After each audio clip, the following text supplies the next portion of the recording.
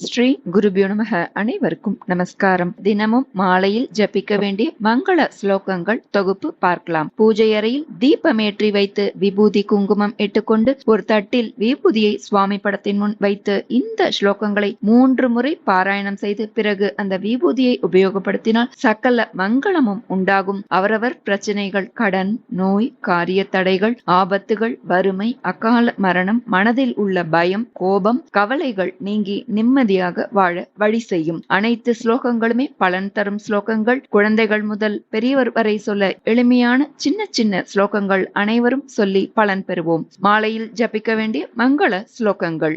குரு பிரம்மா குரு விஷ்ணு குரு தேவோ மகேஸ்வரக குரு சாக்ஷாத் பரபிரம்மா தஸ்மை ஸ்ரீ குரவே நமக. வாலாம்பிகேஷ வைத்யேஷ பவரோக ஹரேதி ச ஜபேன்னாமத்ரயம் நித்யம் மகாரோக நிவாரணம். நித்யானதான நிரதம் சச்சிதானந்த விக்கிரகம் சர்வரோகஹரம் தேவம் சுப்பிரமண்யமுபாஸ்மஹே. பஞ்சாபகேஷ ஜப்யே ச प्रणतार्ति हरेदि च जपेन्नामत्रयं नित्यं पुनर्जन्म न विद्यते.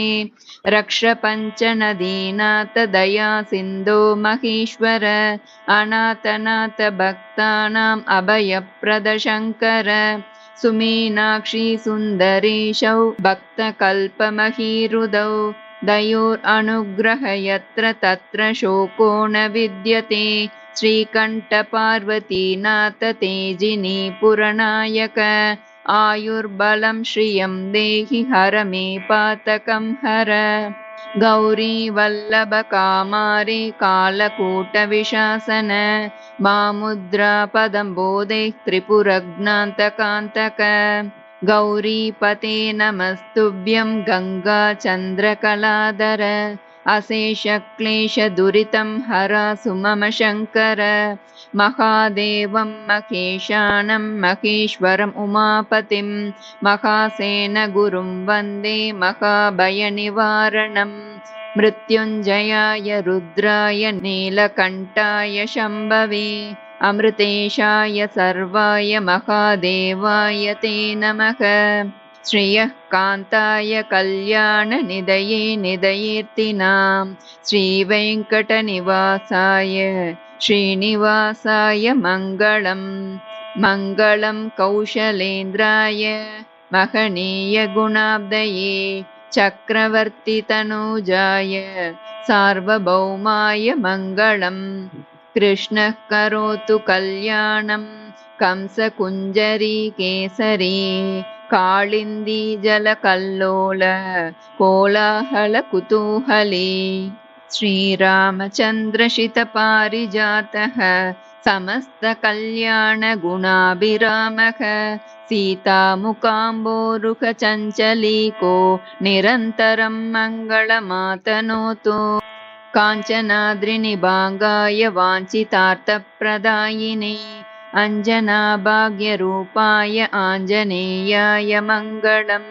पीताम्बरं करविराजितशङ्खचक्रं कौमोदकी सरसिजं करुणासमुद्रं राधासहायमतिसुन्दरमन्दहासं वातालयेशमनिशं हृदि भावयामि. ऋणरोगादिदारिद्र्यपापक्षुदपमृत्युवः भयशोकमनस्तापा नश्यन्तु मम सर्वदा. अन्यथा शरणं नास्ति त्वमेव शरणं मम तस्मात् कारुण्यभावेन रक्ष रक्ष जनार्दन. कायेन वाचा मनसेन्द्रियैर्वा बुद्ध्यात्मना वा प्रकृते स्वभावात् करोमि यद्यत् सकलं परस्मै नारायणायेति समर्पयामि. यदक्षरपदभ्रष्टं मात्राहीनं तु यद्भवेत् तत्सर्वक्षम्यतां देव नारायण नमोऽस्तु ते. विसर्गबिन्दुमात्राणि पदपादाक्षराणि च न्यूनानि चातिरिक्तानि क्षमस्व पुरुषोत्तम. श्रीगुरुभ्यो नमः. हरिः ओम्. அனைவரும் இந்த ஸ்லோகங்களை பாராயணம் செய்து பலன் பெறவும், இதனால் பயன்பெற்றவர்கள் இதை பகிரவும். நல்லதே நடக்கும். நமஸ்காரம்.